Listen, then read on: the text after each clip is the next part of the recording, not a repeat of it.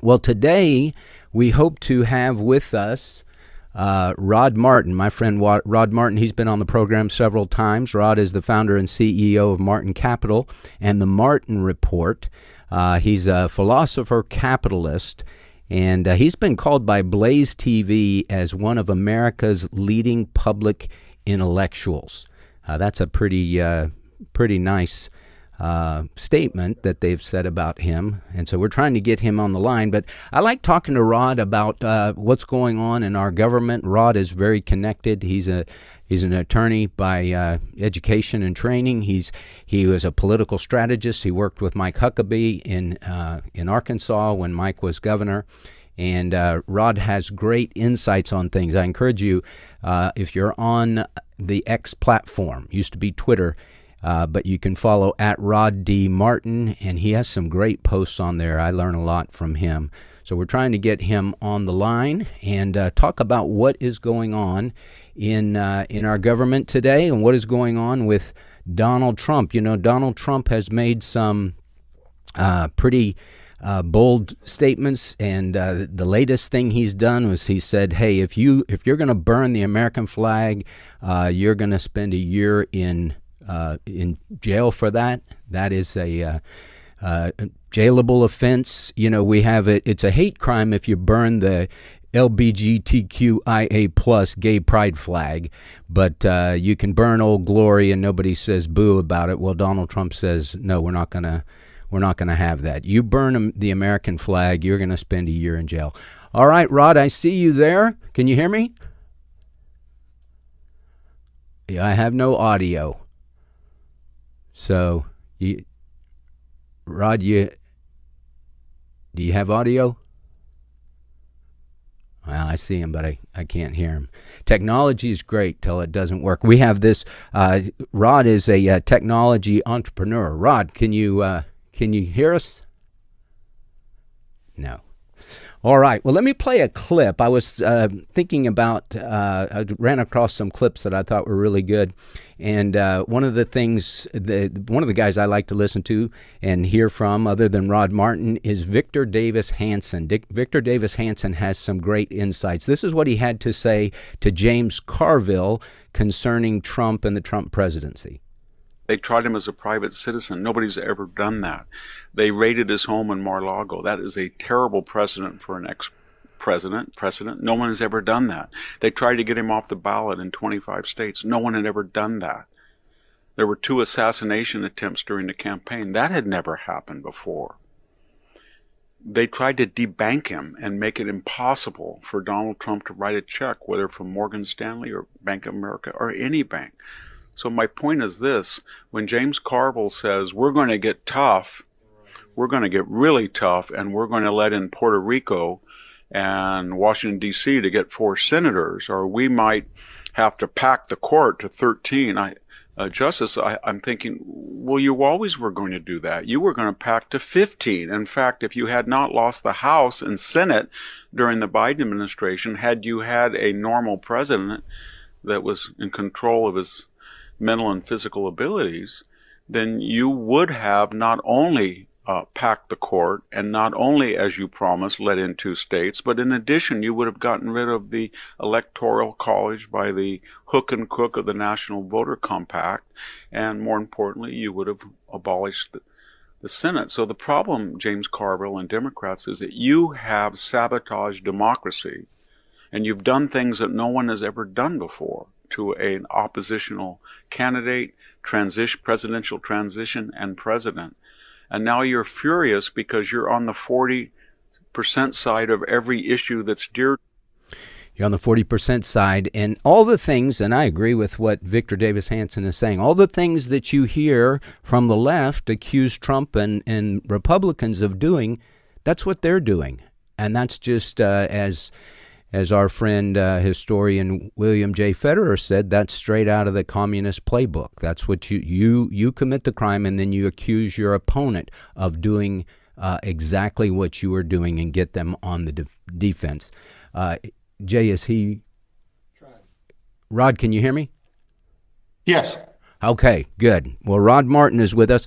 Rod, I don't know if you got to hear that from Victor Davis Hanson, but he was talking about Yes. the way the Democrats have treated Trump, and now he's got them on their heels. Now, I thought Victor Davis Hanson was generous in saying that Trump has him on the 40% side of every issue. I think it's more like the 30% side or even less. What do you say about that? Well, Hanson and I agree most of the time. I keep writing things and then he writes something like it, or vice versa, and I don't realize it until after. On this, yes, they have done everything in their power to shatter what they constantly refer to as democratic norms. And you just gave your audience quite the rundown, so I won't repeat it here. But here's the thing. Donald Trump is acting completely within the Constitution. He's not trying to alter the Constitution. He's not trying to abolish the Senate. He's not trying to abolish the Electoral College, which they've been actively trying to do now for 20 years. Mm-hmm. Everything he's doing is within his Article 2 powers. He's merely asserting his Article 2 powers. And that's been a scam since the New Deal. FDR created what we think of as the deep state or the administrative state, however you want to term it, with a very simple idea. Not only did Democrats at the time want to centrally plan the economy, and certainly during the Depression and World War II, they did exactly that. They tried to do a little more of that under Truman, and the Supreme Court knocked some of that down. But the superstructure remained. And that superstructure is an administrative state that is vastly larger than the elective branches and larger than they can actually manage. There are only 540 elected officials in the entire federal government of the United States. There are almost 3 million so-called civil servants. And those people were, of course, hired in the beginning by FDR. So they were all Democrats. And then they hire their successors, who are all Democrats. So what you get is this permanent state that is always implementing Democratic policies, no matter who's president, no matter how elections come out. Donald Trump's going at that tooth and nail. He was already on that track in the first term. That's why they pulled out all the stops to remove him. Mm-hmm. And that's certainly what Russiagate was intended to do in the beginning. It failed. So they went to other means in 2020, and now he's back, and they really don't know what to do with it other than riot in the streets. Well, we talked about in his first term, draining the swamp, and that was, in my opinion, Rod, that was harder to do than what he thought it was going to be. Yes. And it proves to be hard to do. As you said, so many employees that are affected by that, they're going to be screaming. And, when the gravy train comes to a halt as USAID and all that, I mean, the dog that got hit with the rock is the one that's going to be yelping the loudest. And as Elon Musk said, the fraudsters are the ones that are going to scream when you cut off their funds. And so do you think, Rod, based on how many people are involved and how big the swamp is, that Trump can effectively drain it in this second term? Yes, I think he's making tremendous progress in that regard because he's tackling things that nobody else has been willing to do. So, little known facts about the Constitution. Article 3 does not establish all these federal courts we're used to having. Article 3 establishes one Supreme Court. You could literally just have the Supreme Court and no other federal courts, and that would be completely constitutional. All of the other federal courts are set up by the Congress. And of course, in a sense, they report up to the Supreme Court, but they are all creatures of legislation and none of them are mandated by the Constitution. Well, likewise, in the executive branch, Article 2, Section 1 is very clear. The executive power shall be vested in a president of the United States. That means you could literally get rid of the entire rest of the executive branch except for the vice president, and it would be completely within the Constitution. It also means the president can hire and fire. It also means that he has tremendous authority that the deep state and along the way, leftist court rulings have tried to curtail unconstitutionally, in my view.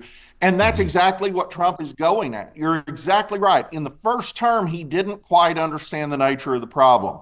4 years in exile of thinking about nothing else but, they get the problem and they know exactly how to go after it. Whether they succeed remains to be seen, but it's been an amazing 7 months.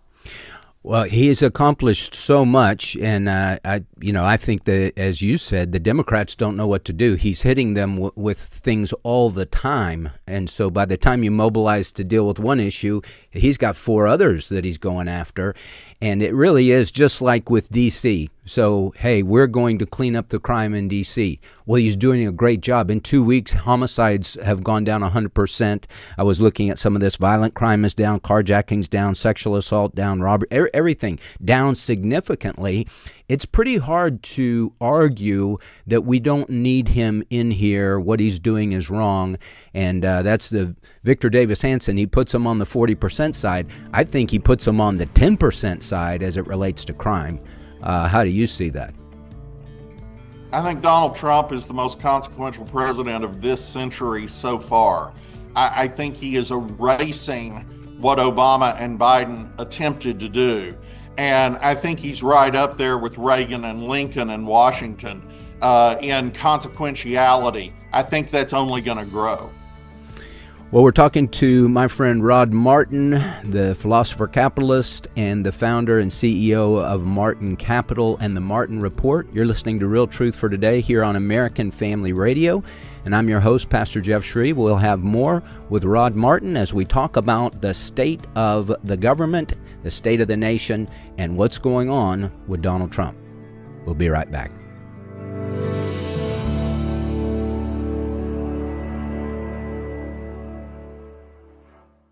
Do you believe in the absolute inerrancy of God's holy word? Do you believe in the power of the Holy Spirit to radically change lives and empower us to live like Christ? At Wesley Biblical Seminary, we believe God is raising up a movement of people across our nation and across the world who hold fast to the authority of the Bible and the hope of holiness. We are working today to equip tomorrow's pastors and Christian leaders through biblical and theological education and practical ministry that's accredited, affordable, online, and highly personal. Our programs include undergraduate, master's, and doctoral degrees, certificate programs, and even training for lay people. So whatever your next step is in being equipped for ministry, we're here for you. And if you believe these are the kinds of pastors we need leading our churches in the future, we invite you to learn more about partnering with us through giving. Learn more about Wesley Biblical Seminary by visiting us at wbs.edu today. The Awakening with Bishop E.W. Jackson. We have not been made the greatest nation in the history of mankind by denigrating God. We have become the greatest nation on earth because we are a nation that acknowledged Almighty God to be the source of our values, our rights, our liberties, and that therefore we are accountable to Him. The Awakening on the podcast page at afr.net. The term providence means God's superintending care over His creation. America's Providential History with Stephen McDowell. God is at work performing His will in history. And so through this podcast, we're going to be taking a look at the providence of God in the history, and in particular in the history of America. America's Providential History. Available now on the podcast page at afr.net. Hello, Americans. I'm Todd Starn. Stand by for news and commentary next. A senior at Grand Island High School in New York wanted to decorate her parking spot with a Bible reference and a cross. The decoration's part of a long-standing tradition for teens. The school district encourages seniors to express themselves, but they can't express themselves with Bible verses. Sabrina Steffens was told by school leaders her design had been rejected because she mentioned phrases like God is love. She also included John 3:16 and a cross.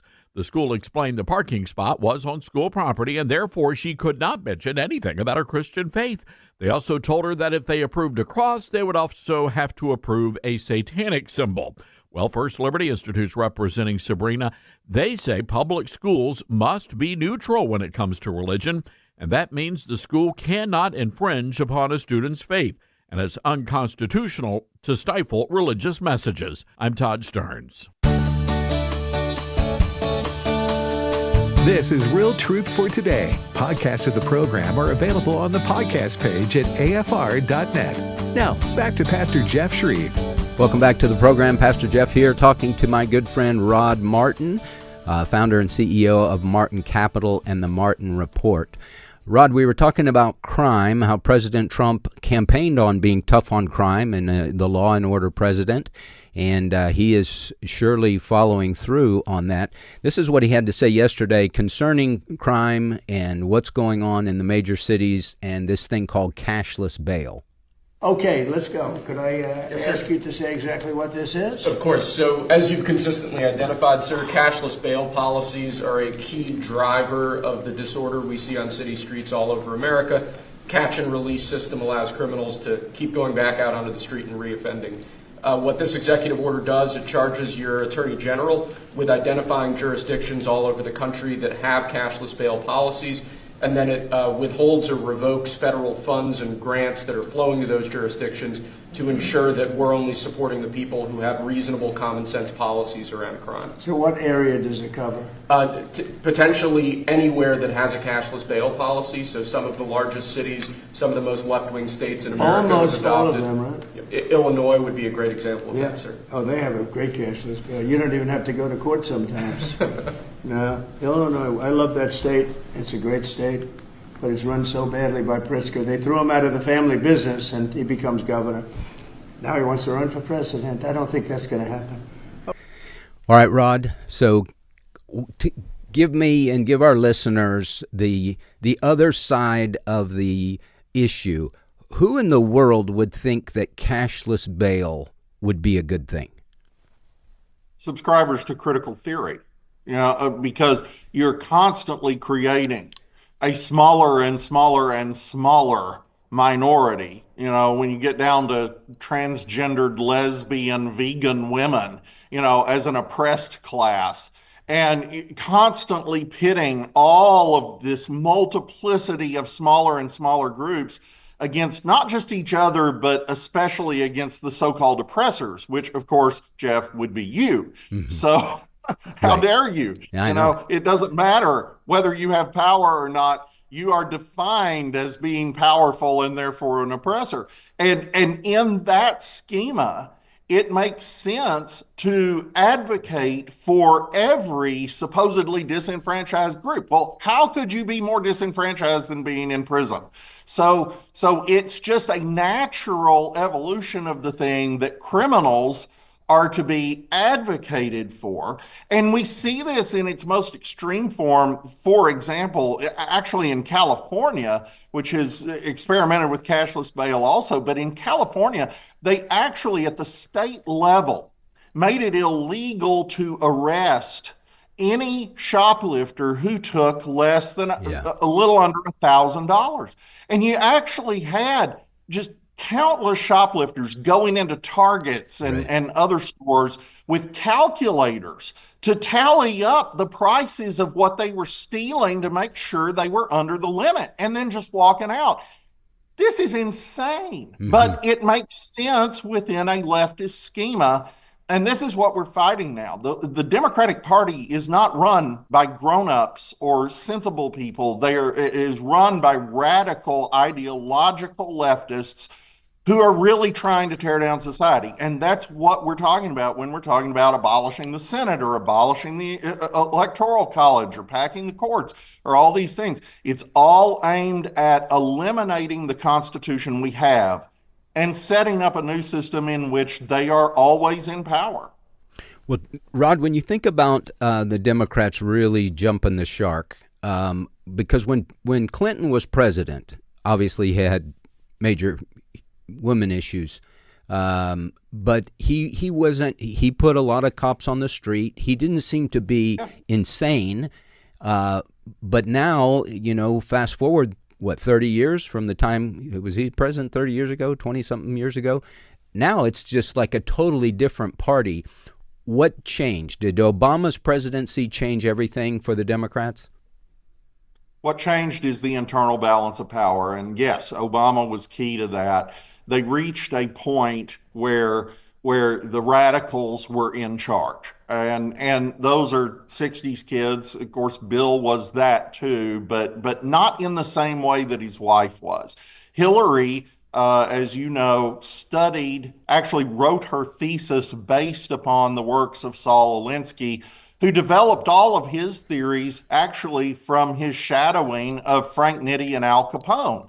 And their organizing principles expressly come from the Chicago mob. And Alinsky was never, ever secretive about that. He bragged about it, and so did Hillary, which is why they sealed her thesis during Bill's entire presidency, because they didn't want anybody to read it. But then it was unsealed in 2001. This new group in power, starting with Obama, represents the weather underground wing of the Democratic Party from the 60s, and they mean to finish the revolution they started in the Summer of Love. Mm-hmm. So would you say, because people have had a hard time pinpointing who is leading the Democratic Party right now? It doesn't seem to have a leader. Hakeem Jeffries is terrible. Chuck Schumer is terrible. Nancy Pelosi's, out of the picture. Hillary's not in the picture. So would you say it's still Obama?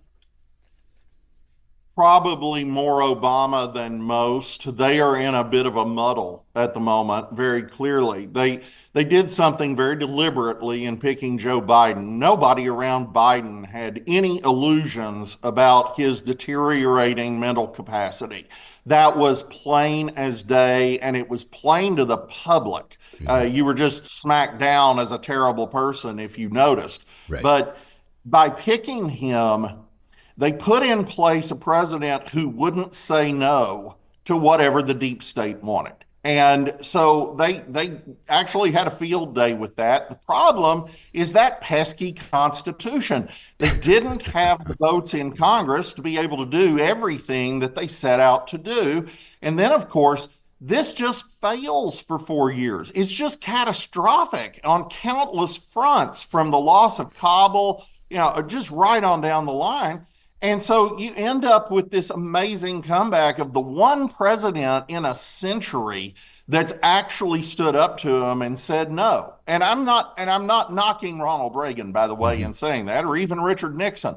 But Ronald Reagan had to work with the Democrats to be able to win the Cold War, and he had a saner generation of Democrats, epitomized by Tip O'Neill, that would work with him to that end. Not all the time, not in full agreement, but in the general direction. These are not those Democrats. Tip O'Neill would not be welcome in the modern Democratic Party. And for that matter, neither would Walter Mondale, neither would Mike Dukakis. Those people are seen as right-wing extremists by the current leadership of the Democratic Party. And there's no fixing that until they just lose so many elections that they have to adjust, or in the alternative, they actually complete the takeover and don't have to worry about elections anymore, which is what they were aiming at. So hopeful that Donald Trump is successful in what he's doing. He's not assaulting democracy, he's saving it, and we could come out really well. Rod, how do you assess the tariffs? That's been a huge thing since day one, when he, said, I want to level the international trade playing field.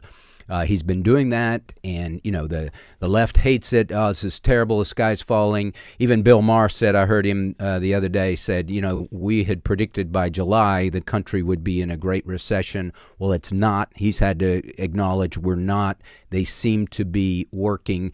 What do you think as far as the current success, long-term success of the tariffs?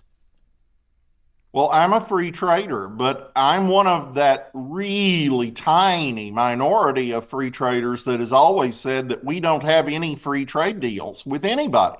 The only true free trade that exists for us is inside the United States. Florida can't erect trade barriers to exports from Texas or Arkansas, and vice versa. That's free trade. What we have had is quite different. What we've had is a whole host of lopsided deals that were intentionally designed to be lopsided in favor of our trade partners because we were trying to rebuild the world after it was flattened in World War II. And then we were trying to keep all these people on side during the Cold War so that the world didn't succumb to communism. And then something happened. We won. And nobody adjusted. Nobody in the United States thought it was a good idea to change anything. So for 35 years, we've continued these lopsided deals where 31 NATO allies paid 29% of the bill for collective defense, and we pay 71%. And deals where Germany gets to charge us 4 times as much on auto imports as we charge them. And all this crazy stuff. And Trump's just rebalancing it, and it's working. It's working incredibly well. The trade deals we have worked out so far have opened foreign markets to U.S. producers in a way that we've never seen before.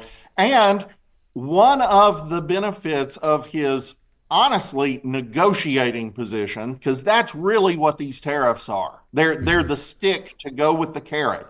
One of the nice side effects is we're actually bringing in a ton of money. The CBO just admitted that we'll probably reduce the deficit by about $4 trillion just from tariffs. So, is that a tax on the American consumer? It can be, but it usually isn't, because what people actually do is they tend to shift consumption to American-made products. That has its own set of problems, and we saw that in the 70s with the deterioration of the quality of American automakers. But that's a longer-term thing. In the short term, we're rebalancing, it's working, and it's going to be better, not just for us, but for our trading partners, because our having greater access to their markets will be good for their consumers, and their having equivalent access to ours will be good for their producers. Rod, when we get back to the crime, when we think about Democrat-run cities, Democrat mayors, cashless bail, all that kind of stuff, soft on crime, the streets just become riddled with crime and sexual assault and all those things. If you put yourself in the mind of those guys, they're not stupid. They know that things are bad. The mayor of Chicago knows that things are bad. They're not going to say that, but surely they know that.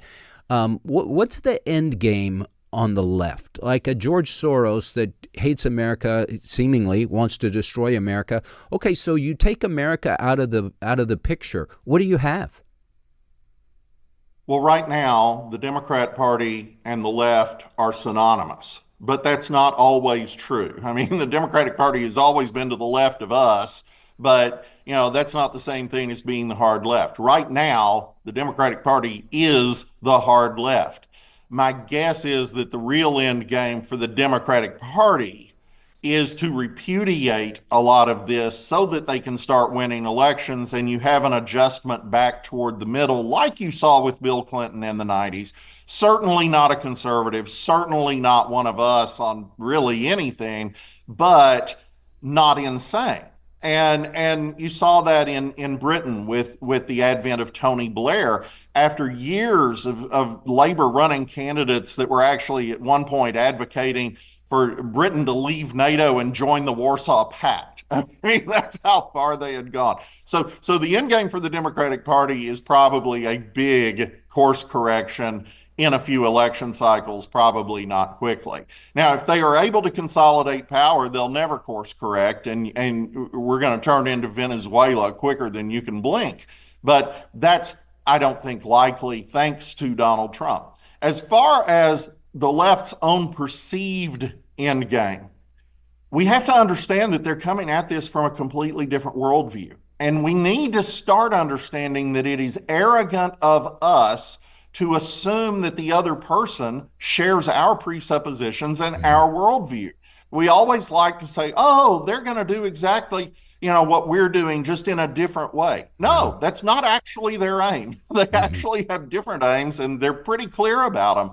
And we saw that after World War II with Stalin. FDR had all this hope that Stalin would be all about remaking the world in terms of self-determination and democracy and so forth. And Stalin's view was, that's insane. Wherever the Soviet army sets foot is going to be communist. And that's their thinking. Well, likewise here. The left sees anything it's taken as being forever belonging to it. They see anything that we do to resist that as insurrection or somehow evil. And they believe they're advancing human progress, and that letting criminals on the street is human progress. And even though supposedly this is the most oppressive country in the world, letting 10 million illegal aliens into the country in a 4-year period is compassion because, wait, what? I mean, it's just completely schizophrenic. But they know why, because the end game there was to buttress Democrat support in an era where they've aborted a tremendous percentage of their potential electorate, and they need the help. They need the help for redistricting, they need the help for electoral votes, and they need the help, of course, for actual voters in the long term. And if they can replace the people who are actually native of all races, it doesn't even matter. If they can replace them with people who tend to vote in a socialist direction, and they can enfranchise people who have weirder and tinier but more virulent grievances, they can bring about, softly or not, violently or peacefully, the revolution. Scary stuff. We're talking to Rod Martin. You're listening to Real Truth for Today. Pastor Jeff Schreve here. When we come back from the break, we'll open the phone lines, 888-589-8840. That's 888-589-8840. If you have a question for Rod or a comment, we would love to hear from you. We're talking about what's going on today in our nation, what's going on with Donald Trump, and I agree with Rod Martin. He is the most consequential president we've seen in a long, long time, probably since Reagan, since Abraham Lincoln. We'll be right back.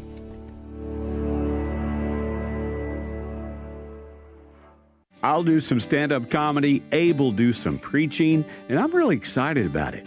The Weekend with AFA is a chance for our supporters to get better acquainted with the people and ministry you're supporting. It's a Weekend with AFA, Thursday, October 2nd through Saturday, October 4th in Tupelo, Mississippi. Speakers will include Abraham Hamilton III, Jenna Ellis, Tim Barton, Tim Wildman, and more. Register at afa.net/weekend. That's afa.net/weekend. It's Bibles for Babies Week on AFR. Expectant moms need Jesus, especially in the event of a difficult or crisis pregnancy. Hannah's Heart is sponsoring Bibles for Babies to benefit Parkgate Pregnancy Center in Tupelo. $10 provides an expectant mother with a new beginner's Bible for her baby on the way. Bibles for Babies honors lost babies. Call 877-616-2396 to donate or give online at afr.net.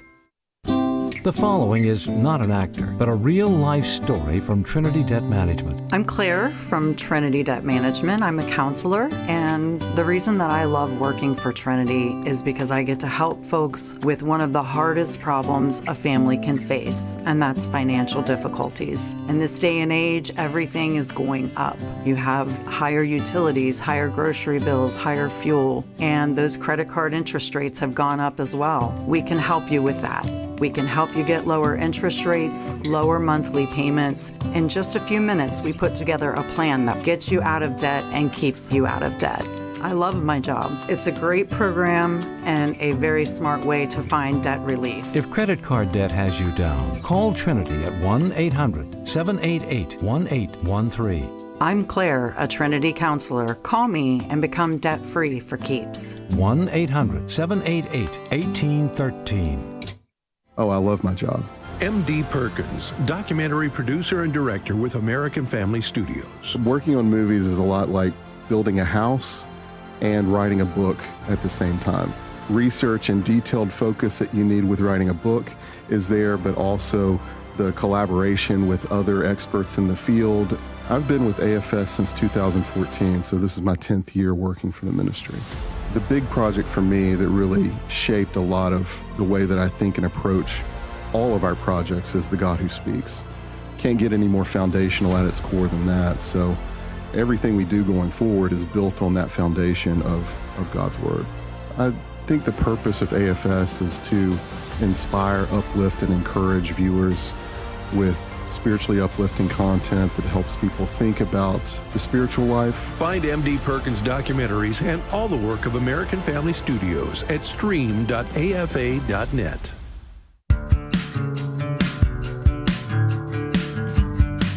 If you'd like to contact Pastor Jeff, email pastorjeff@fromhisheart.org. Now, back to Real Truth for Today with Pastor Jeff Schreve. Welcome back. I'm talking to Rod Martin, my friend Rod Martin, who is the founder and CEO of Martin Capital and the Martin Report. I encourage you, if you're on the X platform, check him out, Rod D. Martin. He's got some great posts that he makes. And then, Rod, your website is what? .org. Very simple. And you can reach my X through rodmartin.org up in the top left-hand corner. And we put out really serious geopolitical analysis every day of the week and keep you informed, not just on what's happening, but why it matters and how it relates to literally everything else in the world. And there aren't a lot of sources you can go to that will give you what we give. Rod, let me ask you this question, this eschatological question. America's not discussed in the Bible. The big power from the West is not in there. Where do you see, as you look down the road to the coming tribulation, Antichrist, what do you see happening with America?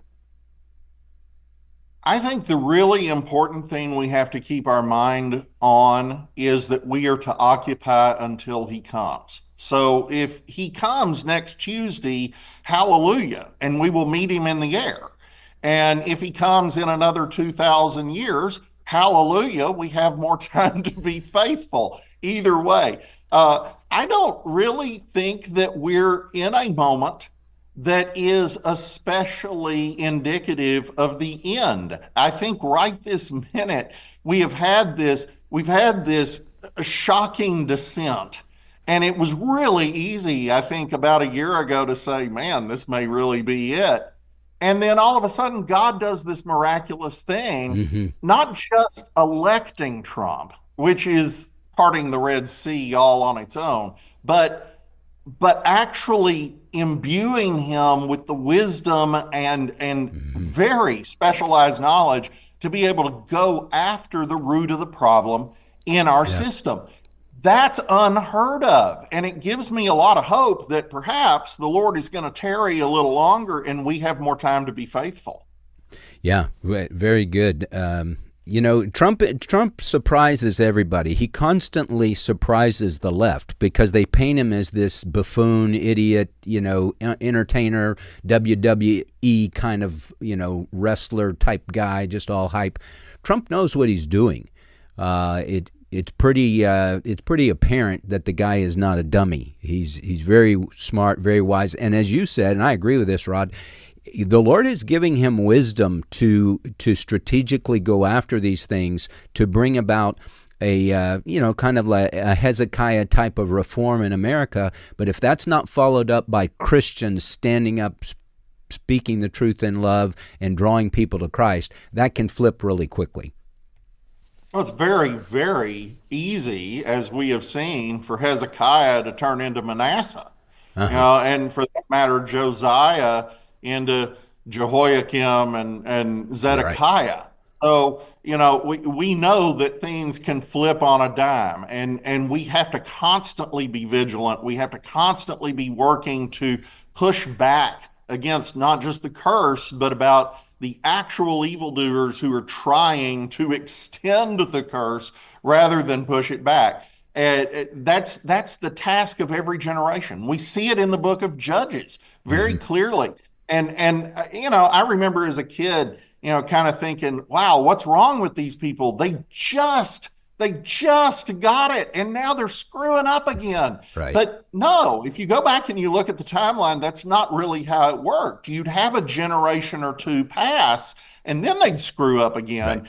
And that's always the battle. How are we going to disciple our kids? How are we going to raise them up? Are they going to be better than us? Or are they going to be worse than us? And you never really know. And the Lord doesn't guarantee, but he does guarantee that he wins in the end, and he is sovereign over all things, and he's working all things together for the good of those who love him.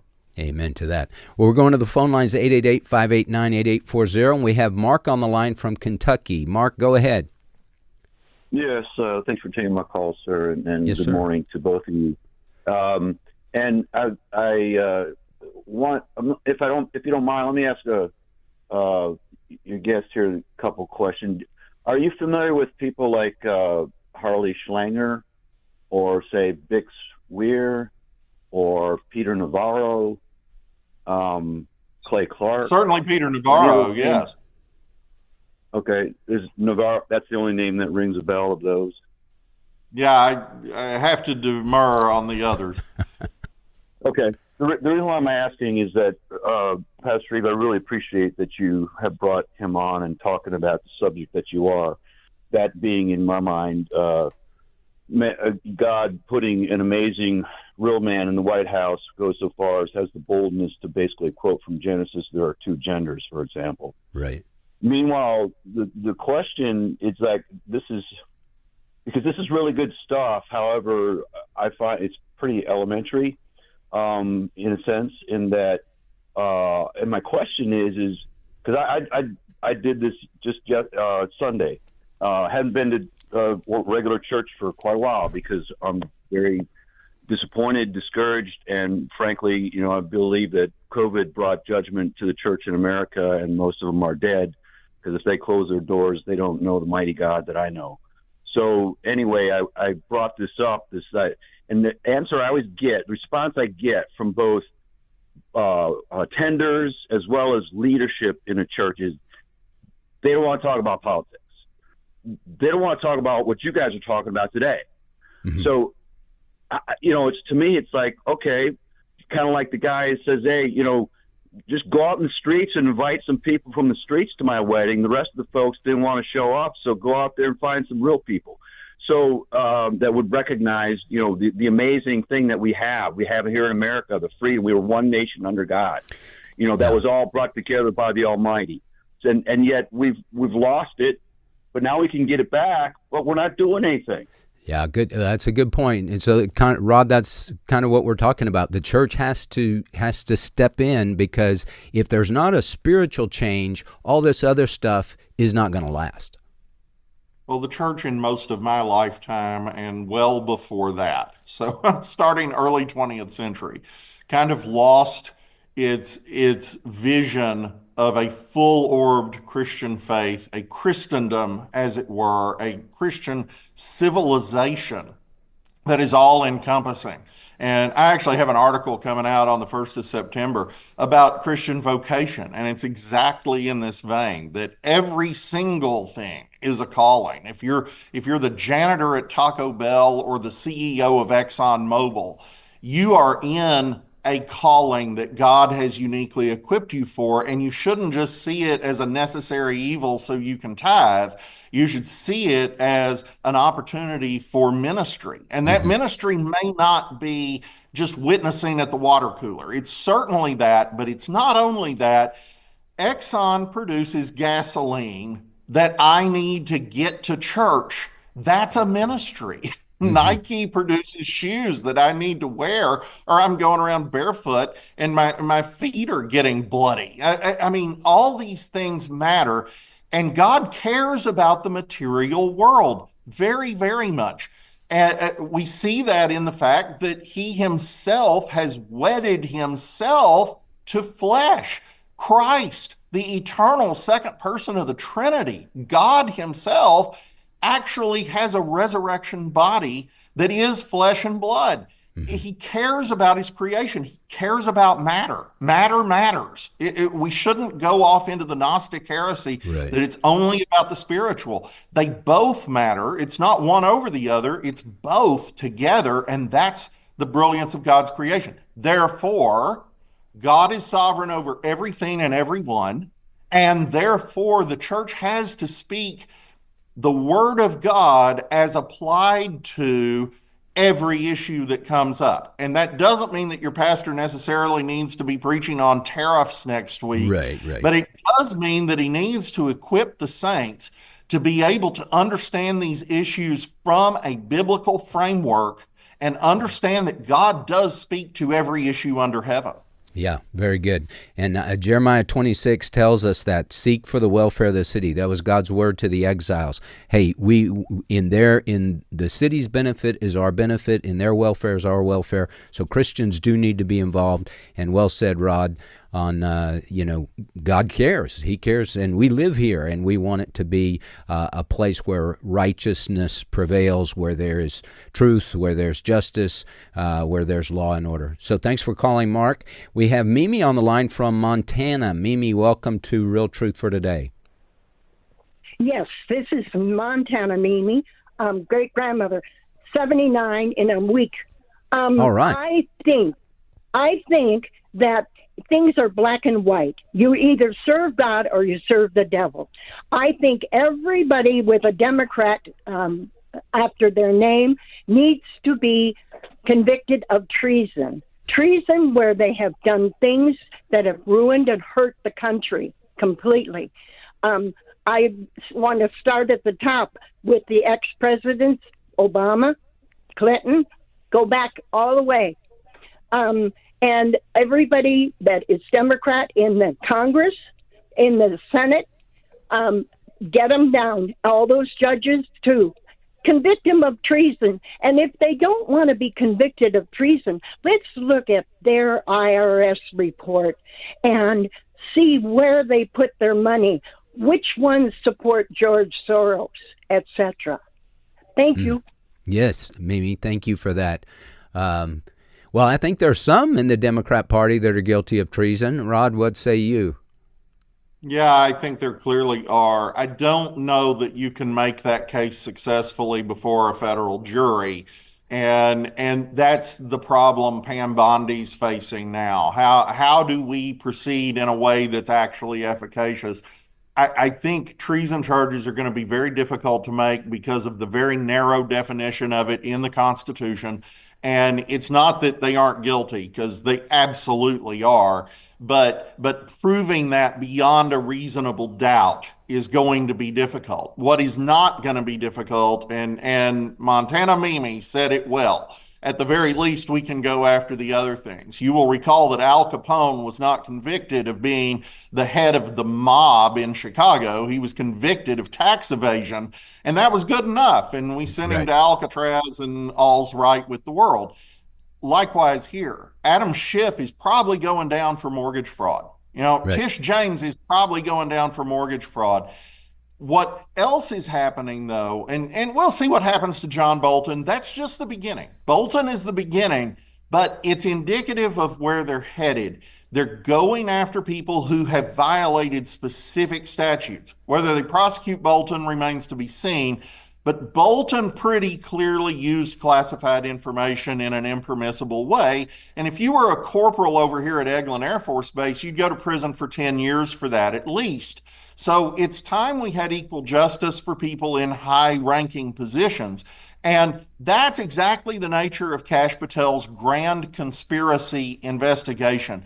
By going at it from that direction, you get around the statute of limitations problems that would prevent you from addressing the Clinton server, for instance, or some of the things that Barack Obama may have done. And it lets you get venue out of Washington where you can actually get a fair jury. It is impossible for us to get a fair jury in Washington. They hang Democrats, they hang Republicans, they let Democrats skate, and there's just no chance that you're going to get anywhere close to justice. But if we can get these trials in places like South Florida, we've got a 50-50 shot. And that's where the Justice Department has to be able to make a case that's airtight. That's what's taking time. And I think we're going to see it happen over the next 12 months. Yeah, very good. Thanks, Mimi, for the call. We have time for one more call. Derek from Arkansas. Derek, welcome to Real Truth for Today. Yes, sir. Can you hear me? Yes, sir. Go ahead. Okay. Hey, I had a comment about the whole flag burning situation and everything. You know, I'm all about freedom of speech. Many a good man fought and died to help. That's one of the rights they fought for. But you're not allowed to run in a full theater and scream fire, or just stand up in an airplane and holler bomb, because you're inciting mass hysteria. Mm-hmm. And in my opinion, burning of the flag is right up there with that, because you're inciting riot when you burn that flag, because there's a lot of people that take very deep, heartfelt offense when you do that. Yeah, good point. Rod, that's exactly what President Trump said. That incites violence when people see the flag burned and that kind of thing. So the last minute, I'll give you a... Well, and you just hit the important point. The Trump executive order specifically goes after incitement. If you're just talking about speech, if this is just symbolic speech, there's no question where the Supreme Court came down on that in 1989. And to be clear, Justice Scalia was in the majority. So I think we're in pretty settled territory there. What isn't okay is inciting riot and violence. What also isn't okay is prosecuting people for hate crimes for burning an LGBTQ flag, but not for the U.S. flag. Yeah, that's exactly right. Well, my guest has been Rod Martin. You can follow him at Rod D. Martin on the X platform and check him out. He's got some great things to say. Well, thanks for listening to Real Truth for Today. Pastor Jeff Schreve here, and I'll be with you again tomorrow. Go out, shine, and share, and let God use you as his witness. God bless. The views and opinions expressed in this broadcast may not necessarily reflect those of the American Family Association or American Family Radio.